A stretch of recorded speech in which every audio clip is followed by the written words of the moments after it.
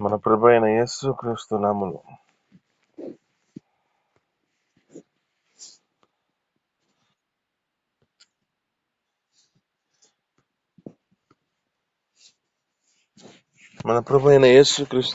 కూడి వచ్చిన ప్రతి ఒక్కరికి వందనాలు తెలుపుకుంటూ దేవుని యొక్క సన్నిధిలో మనం వచ్చిన మన యొక్క జీవితాలలో దేవుని యొక్క మాటలు మనం చదువుకుందాం. సామెతల గ్రంథం 3వ అధ్యాయం 5వ వచనం మనం చదువుకుందామండి.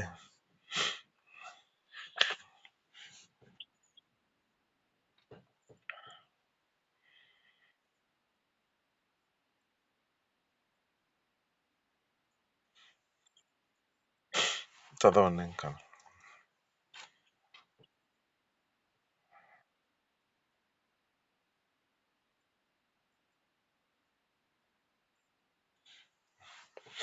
చాలా అండి. ఇక్కడ ఉన్న మాటలు మనం చాలా జాగ్రత్తగా గమనిస్తే, నీ స్వబుద్ధిని ఆధారం చేసుకొనక సమస్త ప్రవర్తన యందు ఆయన అధికారానికి ఒప్పు అంటున్నాడు. అంటే ఇక్కడ పూర్ణ హృదయముతో ఆయనను సేవించు, ఆయన యందు భయభక్తులు కలిగి నడిపించు అంటున్నాడు. లేఖనాలు బట్టి చూస్తున్న మాటలలో జ్ఞాపకం చేసుకుంటే, ఏ విషయాల్లో మన జీవితాలలో స్వబుద్ధిని ఆధారం చేసుకుంటూ నడిపించబడుతున్న పరిస్థితి అంటే, ఇక్కడున్న మాటలలో మనం చాలా జాగ్రత్తగా గమనిస్తే, దేవుడు ఒక ప్రత్యేకమైన మాటతో ఈ యొక్క ఆది కాలంలో వారితో మాట్లాడాడు. ఏం మాట్లాడాడు అంటే, ఈ యొక్క ఆదాము అవ్వలతో మాట్లాడిన మాట ఏమిటంటే, మీరు ఈ తోటలో ఉన్న ప్రతి ఫలమును మీరు తినవచ్చు, కానీ ఈ తోట మధ్యలో ఒక ఫలమున్నది, దానిని మీరు ముట్టిన దినమున, దాన్ని మీరు తినిన దినమున నిశ్చయముగా మీరు చచ్చెదరు అని చెప్పి దేవుడు ఆ యొక్క వ్యక్తులతో చూస్తున్నాడు ఆ మాటను బట్టి. ఈ మాటల్లో జ్ఞాపకం చేసుకుంటే, దేవుడు ఒక ఆజ్ఞ రూపంలో మాటని వారితో ప్రకటన చేస్తున్న పరిస్థితే.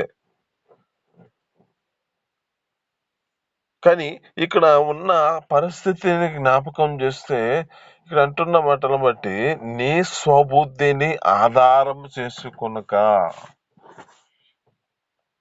నీ పూర్ణ హృదయముతో ఆయన యందు భయభక్తులతో నడిపించబడు, నీ యొక్క త్రోవలన్నీ అంటే నీ ప్రవర్తన అంతటిని ఆయన త్రోవలకు ఆయనకి అప్పగించు, ఆయన అధికారానికి ఆ యొక్క సన్నిధిలో అప్పగించు, అప్పుడు నీ త్రోవలన్నీ సరళమైపడతాయి అంటున్నాడు. అయితే ఇక్కడున్న పరిస్థితిని జ్ఞాపకం చేస్తే, స్వబుద్ధిని, సొంత ఆలోచనను, సొంత మార్గమును నడిపించబడిన పరిస్థితి ఇక్కడ ఆదాము అవ్వల యొక్క జీవితం. ఏ విధమైన పరిస్థితిని జ్ఞాపకం చేస్తే, దేవుడు ఒక ప్రత్యేకమైన స్థితిలో నిలబెట్టుకున్నాడు. దేవుడు సృష్టించిన వాటిలో దేవుడు ప్రతిదీ ఒక మాట వల్ల సృష్టించాడు, కానీ ఒక ప్రత్యేక రీతిలో మనిషిని మాత్రము తన చేతుల ద్వారా నిర్మించాడు. అన్ని నోటి ద్వారా కలిగించిన దేవుడు ఒక నరుడిని మాత్రము తన చేతుల ద్వారా చేశాడు. ఈ చేతుల ద్వారా చేసిన ఈ యొక్క మనిషి ఏం చేయబడుతున్నాడంటే, తన స్వబుద్ధిని సొంత ఆలోచనలో నడిపించబడుతూ ఉన్నాడు. ఇక్కడ మనం ప్రసంగి గ్రంథంలో 7వ అధ్యాయంలో చివరి వచనాల్లో ఉంటుంది ఒక మాట.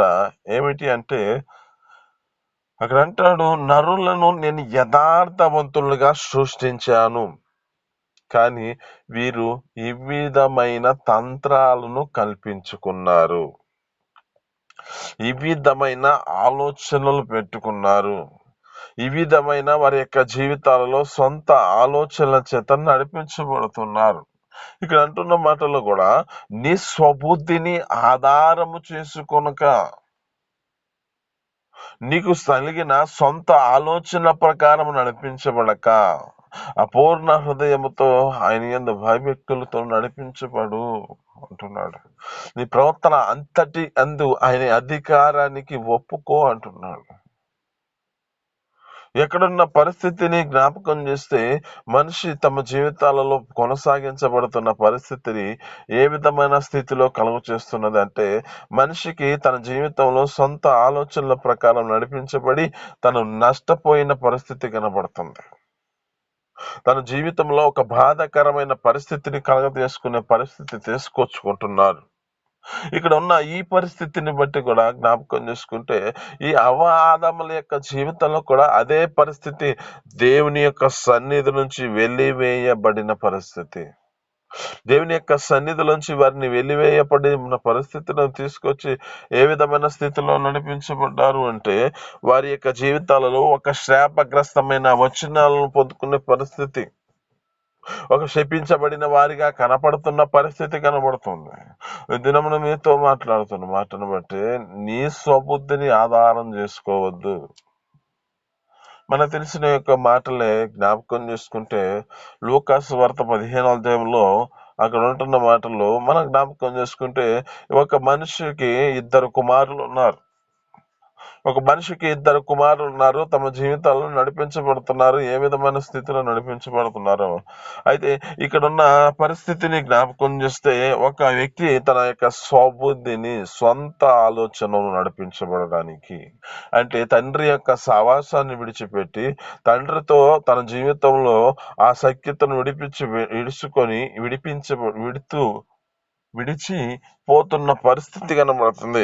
అంటున్నాడు, నాయన నాకు తండ్రి, నాకు రావాల్సిన ఆ ఆస్తిని భాగమును నాకు పంచిపెట్టేసే.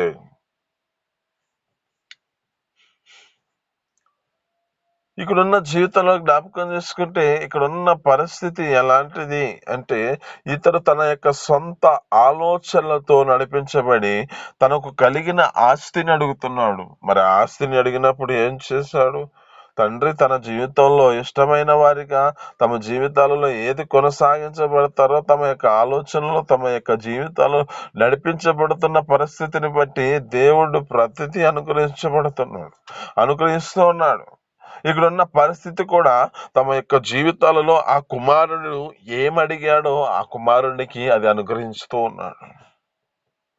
ఇది ఎందుకు అంటే, వీరి యొక్క పరిస్థితులను బట్టి వీరి యొక్క సొంత ఆలోచనల ప్రకారం నడిపించబడుతూ తమ యొక్క సొంత ఆలోచనలతో పూర్ణ హృదయంతో ఆ దేవుడిని సేవించకుండా నడిపించబడుతున్న పరిస్థితి.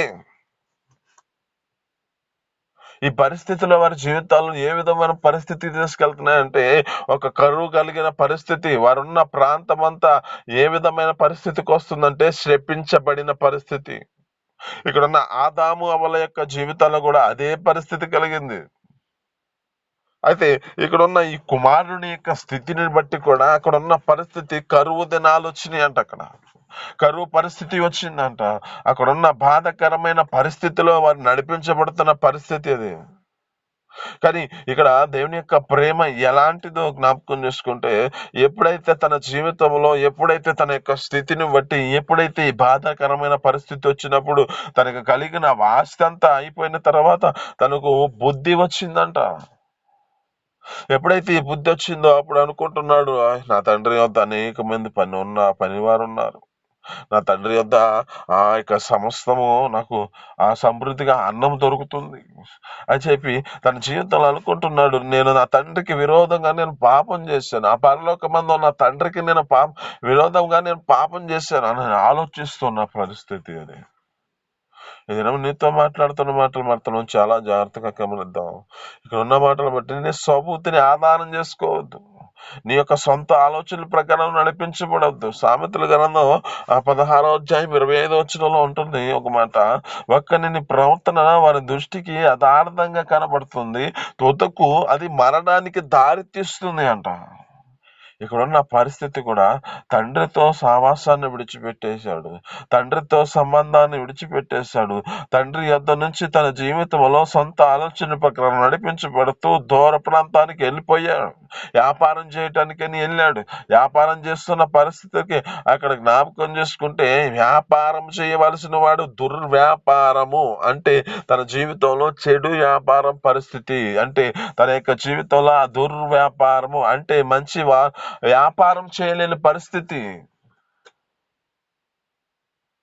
అతని యొక్క జీవితంలో ఆ పరిస్థితిలో తన జీవితంలో బట్టి అక్కడ ఉన్న బాధాకరమైన పరిస్థితి ఏమిటంటే, తన జీవితంలో తన కడుపు ఆ యొక్క పందులు తినే పొట్టుతో కడుపును నింపుకోవాలనే ఆలోచన కలిగి బాధాకరమైన పరిస్థితిలో, వేదనకరమైన పరిస్థితిలో తన జీవితాన్ని నడిపించుకుంటున్నాడు.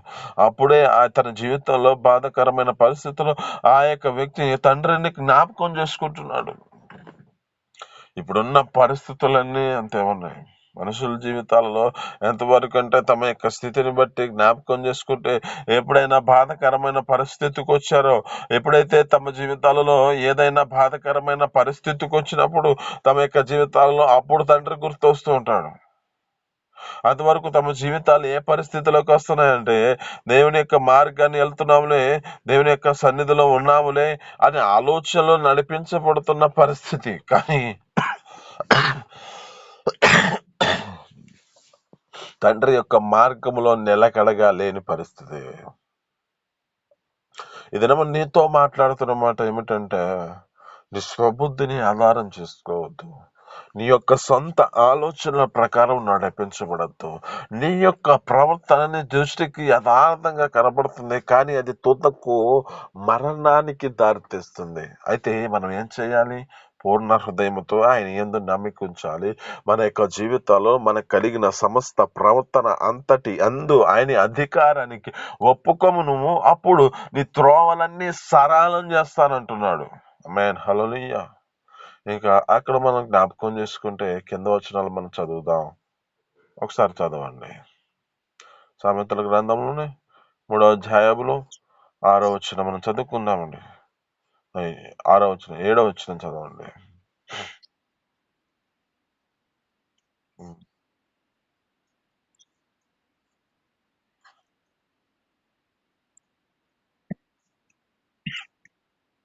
ఆమేన్, హల్లెలూయా. ఇక్కడున్న మాటలో ఒకటి, మన జీవితాలలో ఏం చేయాలంటే, మన యొక్క ప్రవర్తన అంతటి యందు ఆయన అధికారానికి ఒప్పుకుంటే అప్పుడు మన త్రోవలన్నీ సరళం చేయబడతాయి.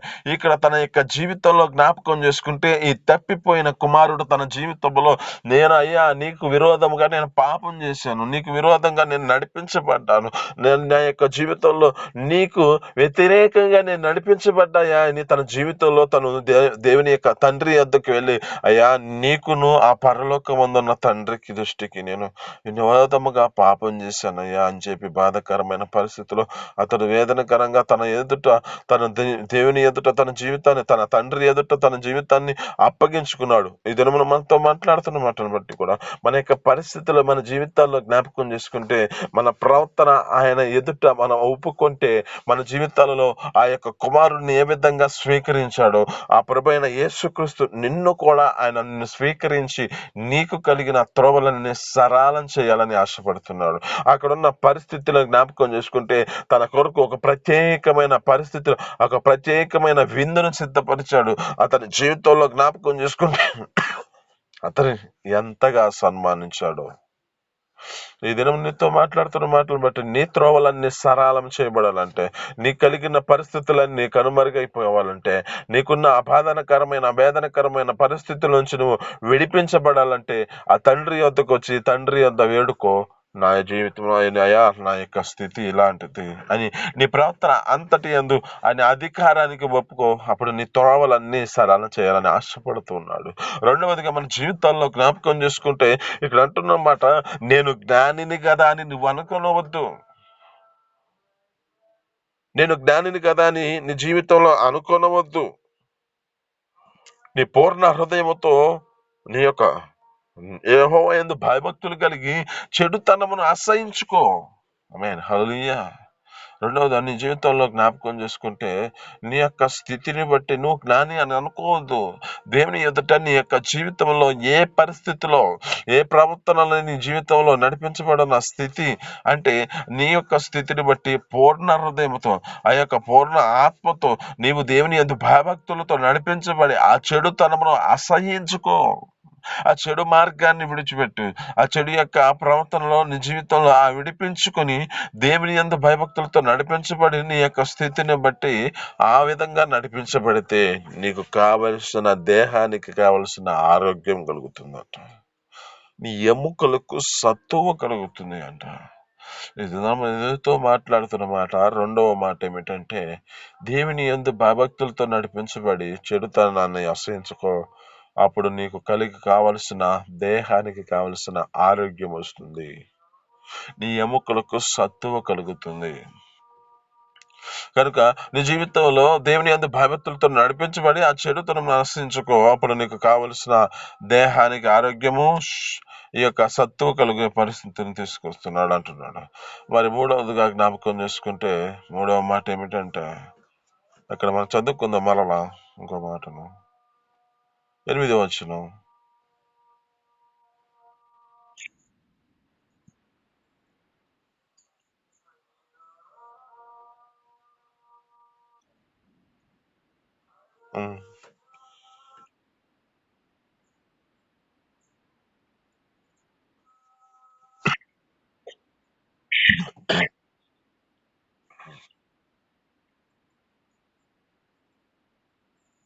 హల్లెలూయా.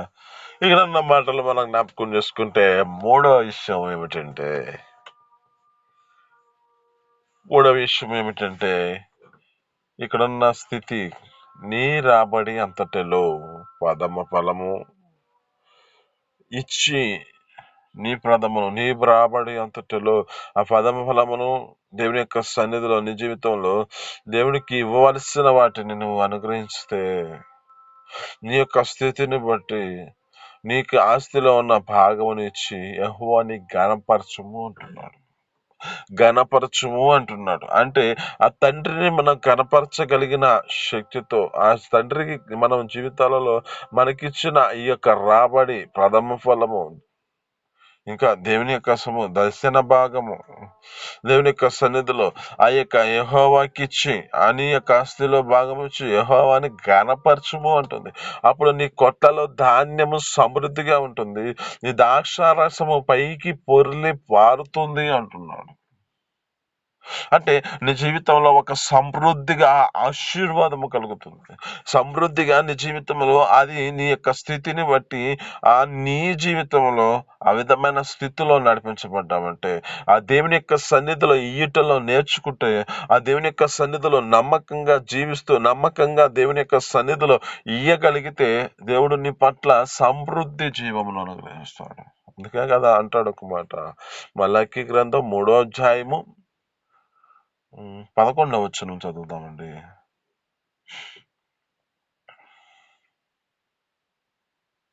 మలాకి 3వ అధ్యాయము 11వ వచనం.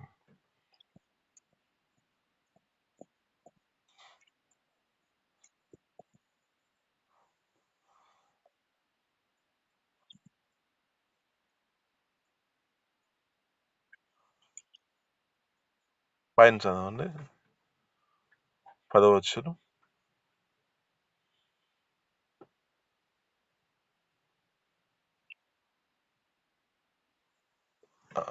10వ వచనం అండి. నా మందిరములో ఆహారం ఉండనట్లు మాట.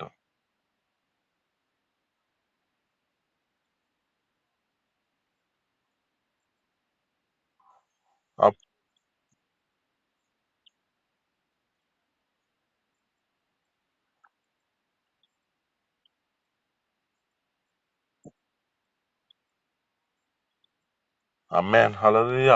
ఇక్కడ ఉన్న మాటలు మనం చాలా జాగ్రత్తగా గమనిస్తే ఇక్కడ అంటున్నమాట, నా మందిరంలోనికి ఆహారం ఉండినట్లు ఆ ధనదినిలోనికి తీసుకురండి, అప్పుడు మీరు నాకిచ్చి మీరు శోధించిన ఎడల ఆకాశపు వాకిళ్ళు నిప్పి పట్టజాలని విస్తారమైన దీవెనలతో నింపుతానంట. అంటున్నాడు. ఇక్కడ అంటున్న మాట కూడా అదే కదా.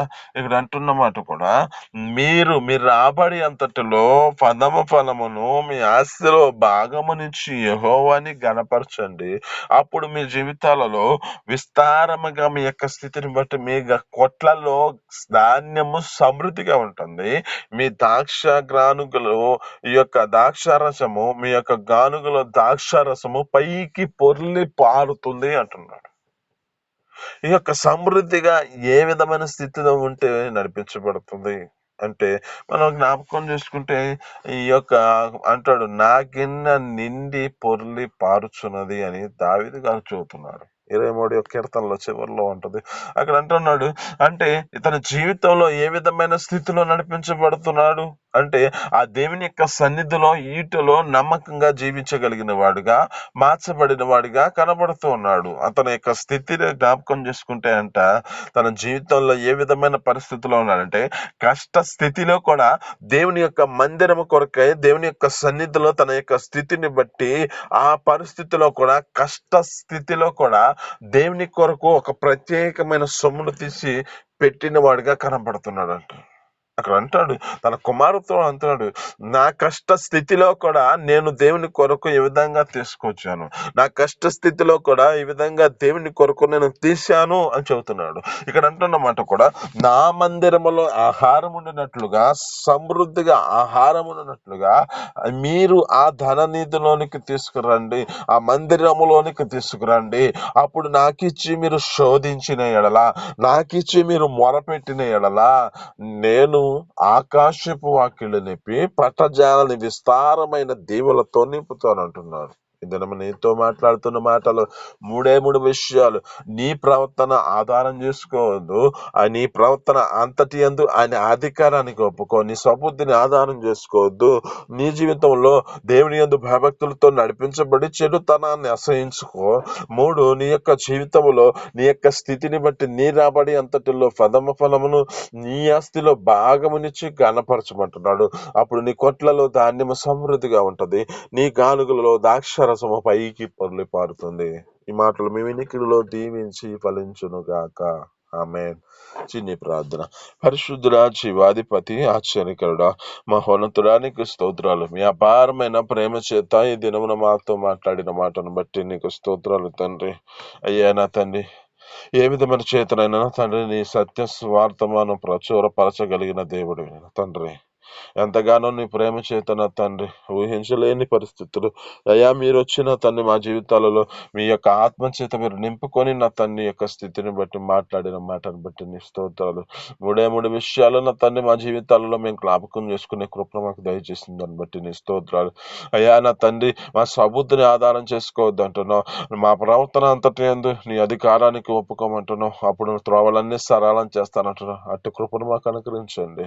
అలా నా తండ్రి, మేము జ్ఞానిని కదా అనుకోనవద్దు అంటున్నావు, దేవుని యందు భయభక్తులతో నడిపించబడి చెడుతనాన్ని అసహించుకో, అప్పుడు నీ దేహానికి ఆరోగ్యం కలుగుతుంది, నీ ఎముకలకు సత్తువ కలుగుతుంది అంటున్నావు. అటు కృపను మాకు అనుగ్రహించి మీ సన్నిధిలో సహాయించండి. ఆయనకు స్తోత్రాలు తండ్రి. అయ్యా మా జీవితాల్లో నా తండ్రి, అయ్యా నా తండ్రి మాకు కలిగిన నా తండ్రి రాబడి అంతటిలో ఫలము అయ్యా నా తండ్రి మా ఆస్తులో భాగం ఇచ్చి గణపరచమంటున్నావు. మా జీవితాల్లో ఇచ్చి నా తండ్రిని శోధించినట్లుగా మా జీవితాల్లో ఉండినట్లుగా కృప చూపించండి. అప్పుడు నా తండ్రి మా యొక్క అయ్యా కొట్ల సమృద్ధిగా ఉంటుంది అంటున్నావు, మా గానుగలో ద్రాక్షారసం పైకి పొర్లి పారుతున్నట్టున్నావు. అటు కృపను మాకు అనుగ్రహించి మీ సన్నిధిలో సహాయం చేయమని, నీకే మహిమ ఘనత ప్రభావాలు తెచ్చుకోమని యేసు పరిశుద్ధ నామములో అడిగి పొందుకొని చేస్తున్నాను తండ్రి. ఆమేన్.